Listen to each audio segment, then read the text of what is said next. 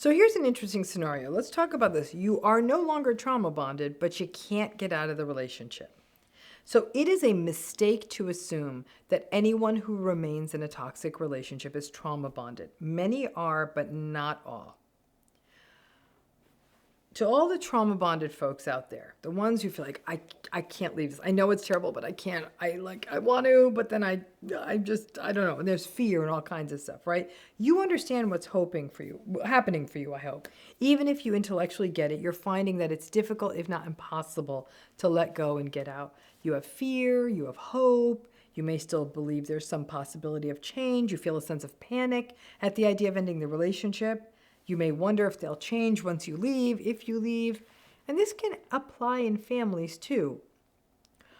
Is the family just going to forget about me?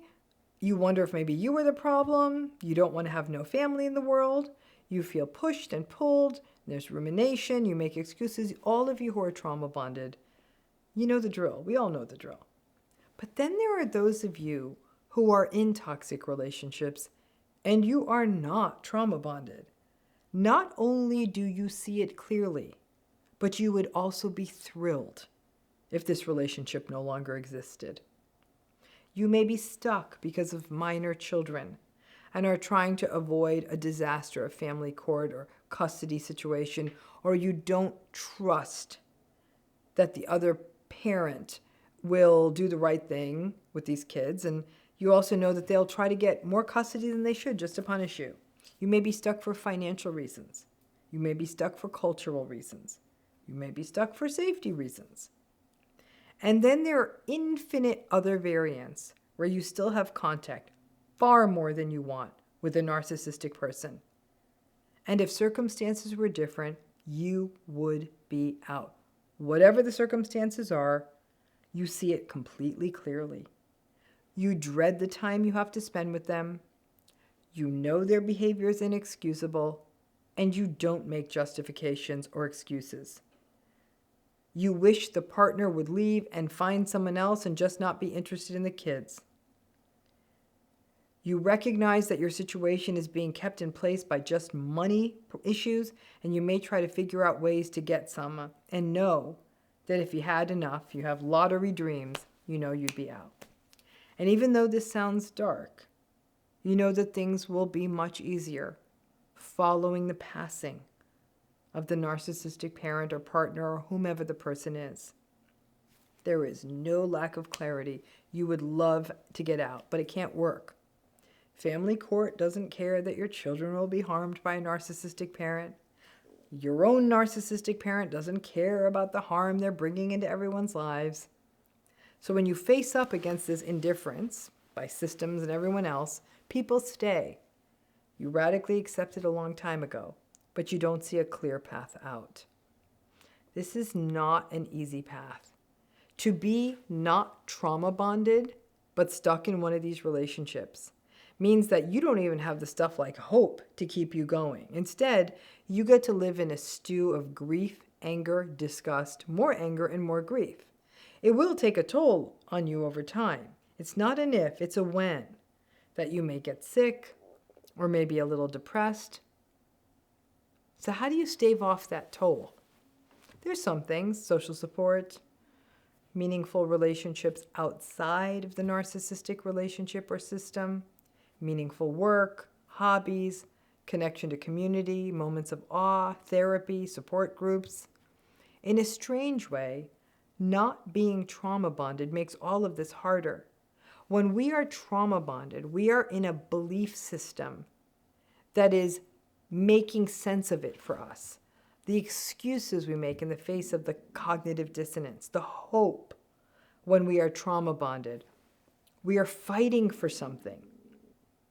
Even though what we're fighting for is basically jousting at windmills, that's quite tragic, right? But in the day-to-day, it may strangely and paradoxically be a little easier to be trauma bonded.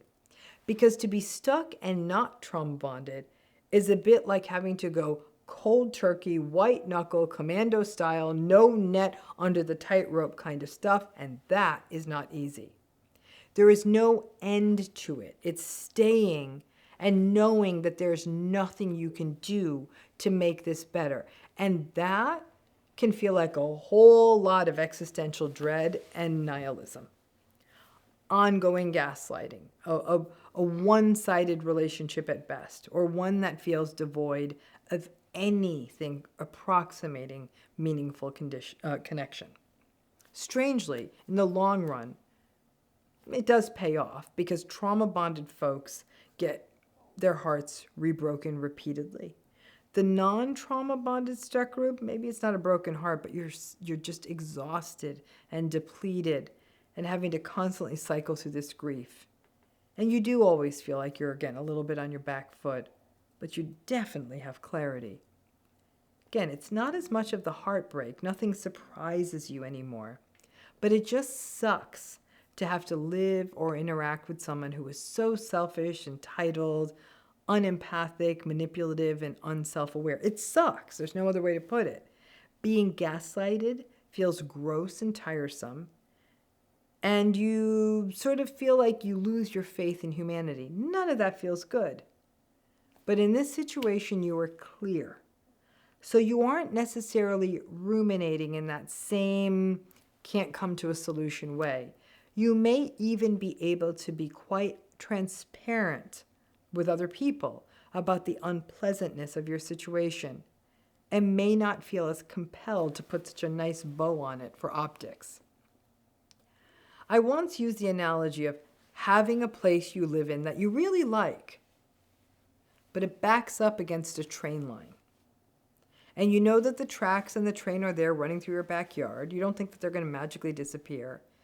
And for a goodly amount of the day, you love the place you live in. It's great. But when that train roars through and the dishes rattle, you roll your eyes and say, oh yeah, there, that train. The non-trauma bonded narcissistic relationship we can't readily get out of is that train. There are a lot of good moments when you make it work, especially with things outside of the relationship. You may enjoy a job, friends, kids, pets, daily activities.